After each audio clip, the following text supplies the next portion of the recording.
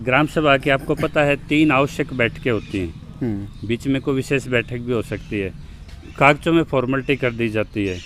तो क्या कोई युवा ऐसा आएगा कि जो पूरे गांव को इकट्ठा करके साल में 3 बार? देखो जी, सही होगा। गांव में अगर किसी को कोई भी आपत्ति हो ना किसी चीज़ से, अगर एक इंसान को भी आपत्ति होगी ना तो उस पर विचार किया जाएगा।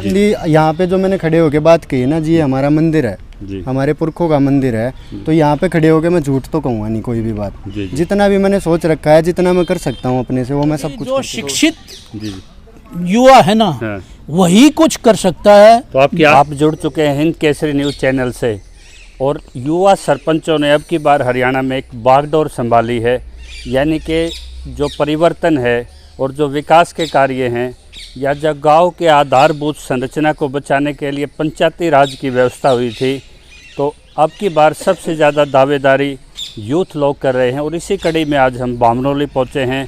बामडोली बहादुर के समीप 5 किलोमीटर के दायरे के अंदर आता है, और ये छिलर छिकारा के 7 गाँव में से एक ऐतिहासिक गांव है, जो यहाँ के रेसलर्स के लिए, और जो यहाँ एक अपनी वीरता की, एक परंपरा की, भाईचारे की मिसाल है। तो यहाँ से एक युवा साथी ने यहाँ पे सरपंच की ताल ठोक के देखते हैं उनके क्या विचार हैं। और युवा जब उतरता है किसी रण में तो उस आवेग की तरह होता है, जो एक बार तीर छूट जाए तो वो वापस नहीं लौटता। बाद में उन पे आलंछन ये होता है कि युवा ने उसमें बीच में पड़ाव नहीं लिया, लेकिन ये वो एनर्जी है जो सूर्य की गति से चलती है। लेकिन अगर ये विचारवान हो, रोड मैप के साथ हो, तो ये दिशा बदल सकता है। तो बगैर समय गवाए हम अपने साथी के पास आते हैं। आप सभी बुजुर्गों का नमस्कार। हाँ जी, क्या नाम है आपका? रोबिन छिलर नाम है जी मेरा जी। और मैं सारे ग्रामवासियों को, मेरे जो बुजुर्ग लोग यहाँ पे आए हैं, मैं सबको नमस्कार करता हूँ। तो ये रोबिन छिलर यहाँ पे प्रताप सिंह एक शिक्षक होते थे, सामाजिक व्यक्ति थे, उनके पौत्र हैं, और ये 2-3 बड़े जॉब छोड़ चुके हैं सिर्फ इसलिए कि समाज की व्यवस्था हम कब तक चाय वाले समोसे वालों पे छोड़ें, परिवर्तन खुद से शुरू हो। हाँ जी, आपने कहाँ तक पढ़ाई की? जी, मैं बीटेक ग्रेजुएट हूँ जी, इंफॉर्मेशन टेक्नोलॉजी से, आईटी से। जी। और काफ़ी सारी कम्पिटिटिव एग्ज़ाम्स की तैयारी भी कर चुका हूँ मैं, 1-2 जॉब्स भी आई हैं मेरे पास। लेकिन ये है कि भाई सोशल सर्विस में थोड़ा इंटरेस्ट है। अभी जैसे टाइम मिला है तो सोचता हूँ गाँव को थोड़ी सेवा दें, अपने गाँव की तरक्की करें, और जो भी काम वाम है गाँव के, सब मिल के सारे युवा जितने भी भाई हैं अपने, उनको साथ लेकर चलें। तो ये एक सोच है हमारी। जैसे युवा बच्चे थे, उनको भी इकट्ठा करके सारी ये बातचीत की थी कि भाई इस बार अगर गांव की तरक्की करनी है तो एक इंसान से नहीं हो सकती। अब जैसे सरकार ने तो बना दिया, पंचायती राज एक्ट लागू किया था ग्रास रूट डेवलपमेंट के लिए, कि भाई जड़ से तरक्की करना शुरू करेगा तो देश तरक्की करेगा। लेकिन जो स्कीम्स पॉलिसी हैं, जो भी जितनी चीज़ है, उसकी तरफ ध्यान नहीं जाता किसी का। पंचायती राज व्यवस्था किस सन में लागू की गई थी? वो सर 1973 में लागू की गई थी। 1974 में कोऑपरेटिव सोसाइटीज़ का लागू हुआ था। तो आपको प्रशासनिक अनुभव किन किन पोस्टों का है?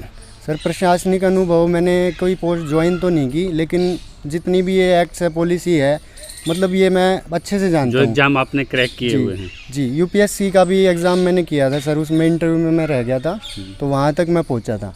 तो लेकिन जितना भी ये पॉलिसी है ना, ग्राम पंचायत है, जो ग्राम सभा है, इसकी क्या पावर्स हैं, क्या ताकत है, कहाँ तक हम जा सकते हैं गाँव के लोगों को लेकर, कितनी पॉलिसीज़ हैं, कितनी सब डेवलपमेंट हम कर सकते हैं, ये मतलब हमारे गांव के लोगों को भी नहीं पता ये सारी। बहुत कम पुराने सरपंचों को पता था कि जो प्रस्ताव की एक ताकत है वो गांव एक इकाई है, और सरपंच उसके मुखिया हैं, जैसे संसद के प्रधानमंत्री होते हैं।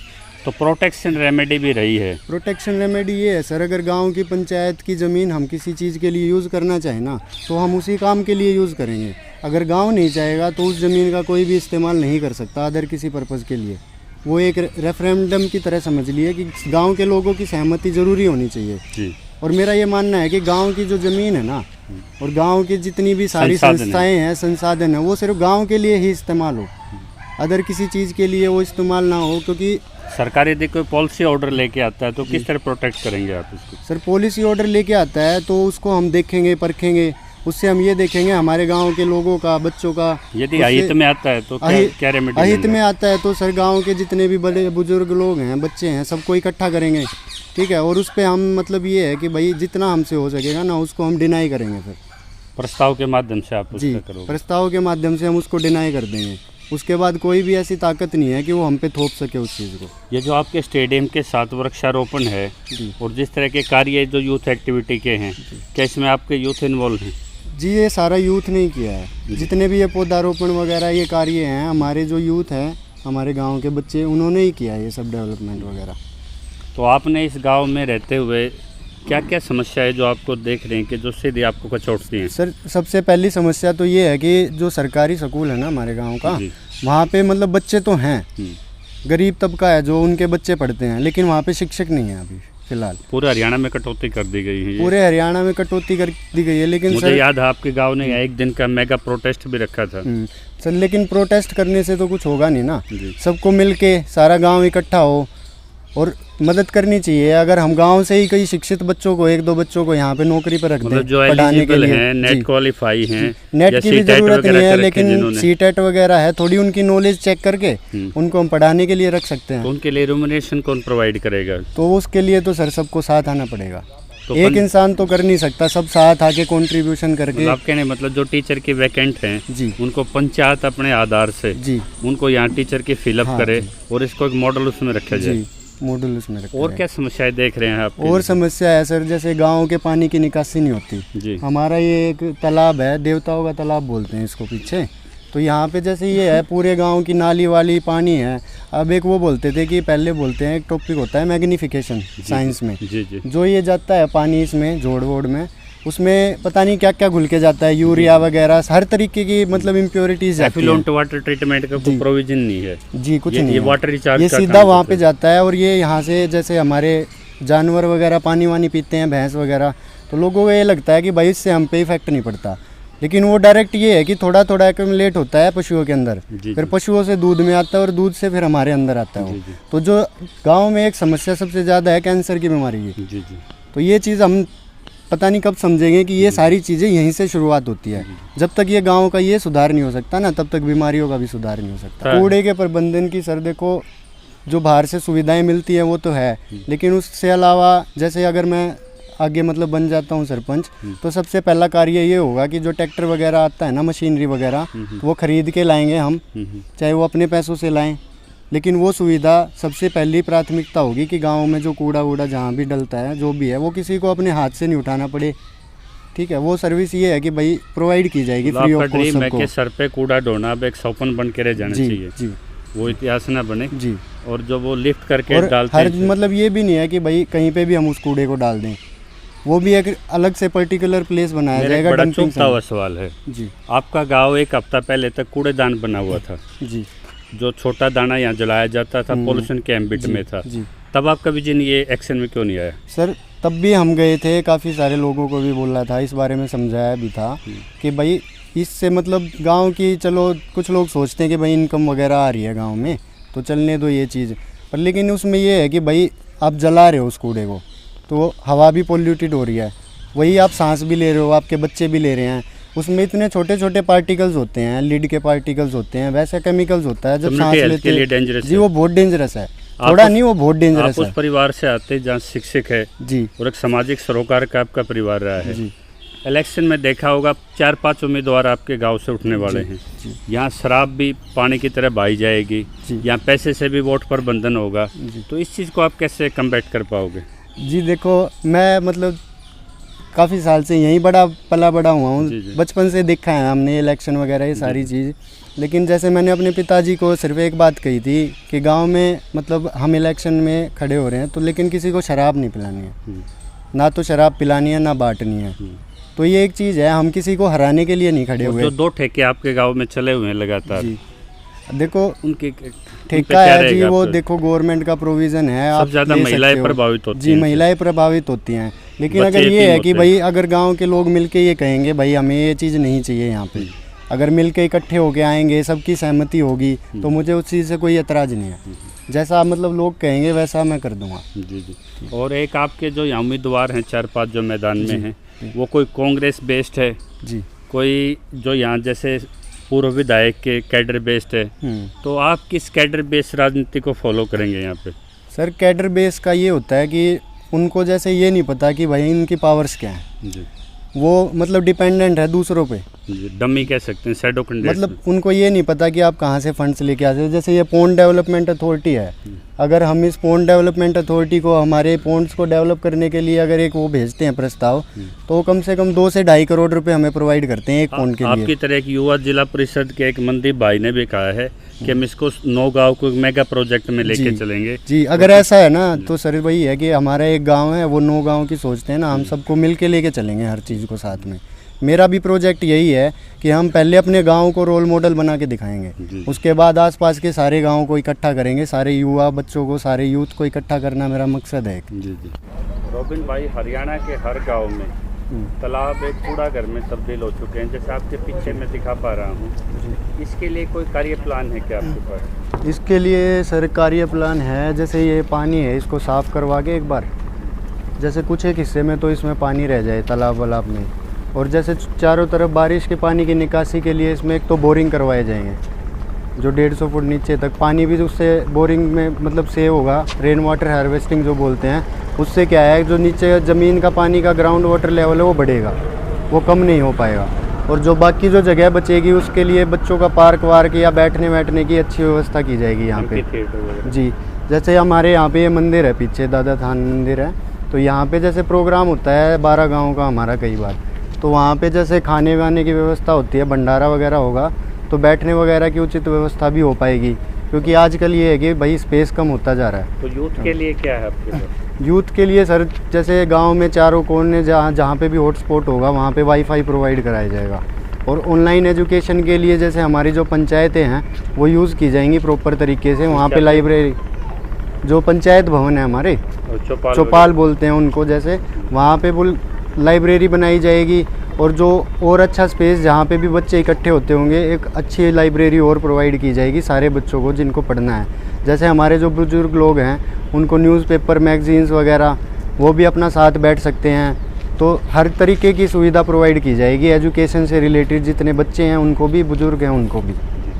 ठीक है, बोलने से कुछ नहीं होता, लेकिन वही है कि सबको साथ आके करना पड़ेगा। एक बार पंचायती राज व्यवस्था हरियाणा में एक तरह से उस टाइप से वर्क इसका शेड्यूल नहीं रहा जैसे महाराष्ट्र में है। जी, ग्राम सभा की आपको पता है 3 आवश्यक बैठकें होती हैं, बीच में कोई विशेष बैठक भी हो सकती है, कागजों में फॉर्मेलिटी कर दी जाती है। तो क्या कोई युवा ऐसा आएगा कि जो पूरे गांव को इकट्ठा करके साल में 3 बार? देखो जी, साल में 3 बार नहीं, जब जितनी बार भी जरूरत पड़ेगी ना, मैं सबके पास जाऊंगा भी और सबको इकट्ठा भी करूंगा। नहीं, वो जो बैठक अपने घर पे या किसी सार्वजनिक जगह पे ही बैठक होगी जी सारी। और ये नहीं है कि उसमें मतलब किसी से कोई वो है बैर विरोध है कोई, ये नहीं होगा। गांव में अगर किसी को कोई भी आपत्ति हो ना किसी चीज़ से, अगर एक इंसान को भी आपत्ति होगी ना तो उस पर विचार किया जाएगा। जी जी, ये अब धार्मिक स्थल पे खड़े हैं, यहाँ पे ऐतिहासिक स्थल भी है, तो क्या आप ये वायदा देते हैं गाँव को कि पहली मीटिंग में यहाँ कराने का ग्राम सभा का दम रखता हूँ? जी, मैं वायदा कर सकता हूँ। ये डिबेट के लिए आपने चबूतरा भी बनाया हुआ है। देखो जी, मंदिर यहाँ पे जो मैंने खड़े होके बात की है ना जी, ये हमारा मंदिर है, हमारे पुरखों का मंदिर है, तो यहाँ पे खड़े होके मैं झूठ तो कहूँगा नहीं कोई भी बात। जितना भी मैंने सोच रखा है, जितना मैं कर सकता हूँ अपने से, वो मैं सब कुछ करके दिखाऊंगा। ठीक, और गाँव के लोगों को आप ग्राम सभा के लिए बोल रहे हो, इकट्ठा करने के लिए, तो वो अगर एक बार ऐसे बन जाएंगे तो रिक्वेस्ट करने के बाद ऐसा कोई भी इंसान नहीं है कि नहीं आएगा। यहाँ गांव की तरक्की के लिए हर इंसान कोच भी रहे हैं जी, हिंद केसरी भी इस गांव ने दिए हैं जी। और यहाँ कम से कम नेशनल खेलने वाले मेरे आंकड़े के अनुसार यहाँ 16 से 17 यहाँ पे चेहरे रहे हैं। अब तो इन यूथ के लिए क्या प्लान है आपके पास? अभी सर हमारे गांव के कम से कम भी 40-50 बच्चे हैं जो पहलवानी वगैरह करते हैं, स्पोर्ट्स वगैरह में। अभी मेरे ख्याल से हमारे गाँव के आधे लोगों को तो ये भी नहीं पता होगा कि हमारे स्कूल की बच्चियाँ जो है ना, अंडर 17 की टीम में 11 लड़कियां तो क्रिकेट की टीम में सेलेक्ट हुई हैं। हॉकी की 25 लड़कियां सेलेक्ट हुई हैं झज्जर के स्टेट लेवल में। जी, ये आपको मुबारकबाद। झज्जर का जो डिस्ट्रिक्ट लेवल है, और हमारे जो कोच हैं यहाँ पे जो पढ़ा स्कूल में सिखाते हैं बच्चों को, उनका ये विजन है कि आने वाले टाइम में कम से कम 10 बच्चियों को मैं नेशनल खिला दूंगा। तो इनके लिए कोई माहौल, स्टेडियम इस तरह का कोई, जैसे कोई जी स्टेडियम का, अब जैसे सब बोलते हैं कि भाई स्टेडियम का पैसा पास हो रखा है, 4 करोड़ 82 लाख रुपए आपका सैंक्शन अमाउंट पड़ा है। अगर वो सैंक्शन है तो देखो सर, सैंक्शन तो कुछ भी कर सकती है सरकार, लेकिन उसको लगवाने के लिए गांव के लोग जो हैं, मौजूद लोग, सबको इकट्ठा होना पड़ेगा। लेकिन एक हास्य परिस्थिति आई, यहाँ स्टेडियम की बजाय लोगों ने अपनी सार्वजनिक जमीन थानों के लिए प्रस्ताव करके दे दी, जबकि स्टेडियम के काम अधूरे पड़े थे। देखो, तो कौन सी वरीयता ज़्यादा जरूरी है? सर वो सार्वजनिक जमीन जो पुलिस स्टेशन के लिए आप बता रहे हो, वो लोगों की नॉलेज में नहीं थी। जी जी। वो जिसने भी किया है वो पर्टिकुलर काम किया है किसी एक इंसान ने, वो मतलब सबको नहीं पता उसके बारे में। अब जब कोई बताएगा ही नहीं तो उसमें ये नहीं कह सकते कि ये गांव की सहमति से हुआ जी है। मैं लौटता हूँ आपके पास। हाँ जी पहलवान जी, हाँ जी, आपने हितेश जैसा एक कोहिनूर इस गांव से दिया है। हाँ जी। पता नहीं आपके व्यायामशाला में कितने पट्टे निकल के जिन्होंने राष्ट्र स्तर पे नाम रोशन किया है। हमारे अखाड़े से जी कम से कम 7 पहलवान ऐसे निकले हैं जो भारत कुमार, भारत केसरी, जैसे हमारा हितेश है 43 बार भारत केसरी बन चुका है। जी जी। और ये जो लड़का है हाँ। जो बीटेक आईटी सेक्टर से है, हाँ जी। और इस तरह का पढ़ा लिखा उम्मीदवार आपको पहली बार देखो मिल जी, जाए। जो शिक्षित जी जी। युवा है ना, हाँ। वही कुछ कर सकता है। तो आपकी आस्था है बुजुर्ग के हमारी तौर पे? बिल्कुल आस्था है जी। और गांव का कोई पहला चुनौती का कार्य जो आपको लगता है कि ये होना चाहिए था लेकिन हुआ नहीं? कई कार्य ऐसे हैं जो गांव जैसे? में गलत हुए हैं और वो काम नहीं होने चाहिए। आगे जो होना चाहिए। आगे जो होना चाहिए, प्राथमिकता एक तो बच्चों का स्कूल का है, जी जी।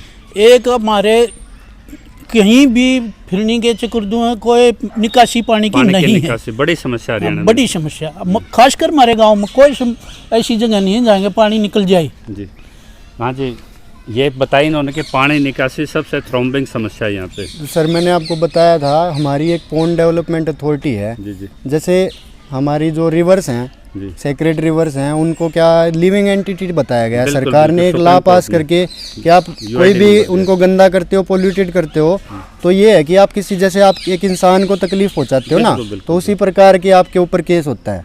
हाँ जी। क्या युवाओं को गाँव का बुजुर्ग मौका देगा? बिल्कुल देगा जी। एक नई शुरुआत यहाँ से होने जा हाँ रही है। बिल्कुल, हम तो नए युवक को चाहते हैं कि वो डेवलपमेंट करे पूरे गांव का, जितनी कमियां उसको पूरी दूर करे। ये गेटवे आप बहादुर भी कहिए, एक यूथ है जिसके पास पूरा उसका कॉन्स्टिट्यूशन से लेके एडमिनिस्ट्रेटिव एक्सपीरियंस से लेके एक जज्बा और नॉन पॉलिटिकल कैडर से इस धार्मिक स्थल से उन्होंने ताल ठोकी है और बिल्कुल साफ़ सुथरे चुनाव की इन्होंने गारंटी दी है। क्योंकि इस गांव में चुनाव को लेके आज तक कोई हादसा वारदात नहीं हुआ है। तो इस तरह के चेहरे जब पढ़े लिखे आएंगे तो होना तो यहाँ सर्वसम्मति से ऐसे युवाओं को आगे रखना चाहिए था गांव ने, लेकिन फिर भी इन्होंने जो अश्योरेंस दिया है कि पहली ग्राम सभा की बैठक यहीं होगी, साल में 3 बार होगी, कम्युनिटी यहाँ पे विकास होंगे। आपको अपने गांव की समस्या क्या क्या लगती हैं जो वरीयता पे डील होनी चाहिए? और इन जो उम्मीदवार भाई से आपके जो भी सवाल हैं आप कमेंट्स बॉक्स में ज़रूर डालना। हम दोबारा इनसे एक बार रूबरू होके आपके सवालों के साथ इनके जवाब लेंगे। सवाल तीखे हों तो भी आप सभ्य भाषा में डालिए, निश्चित तौर पे इनकी जवाबदेही चेक करेंगे। पहली बार एलिजिबिलिटी कैमरे के सामने आके और उम्मीदवारों के लिए भी चुनौती है। यदि उनके पास कोई समस्याओं का ही नहीं पता, जिनके पास विजन नहीं, रोड मैप नहीं, जिनके पास कोई बैकग्राउंड नहीं, वो दावे और गलियों में दारू की थैलियाँ मिल सकती हैं, पौवे मिल सकते हैं, रोड मैप और गांव को समाधान नहीं मिल सकता। तो इसके बारे में जो भी आपको लगे अपडेट वो आप इसमें ज़रूर डालिए। ज़्यादा से ज़्यादा लाइक शेयर एंड सब्सक्राइब कीजिए। जय किसान, जय हिंद।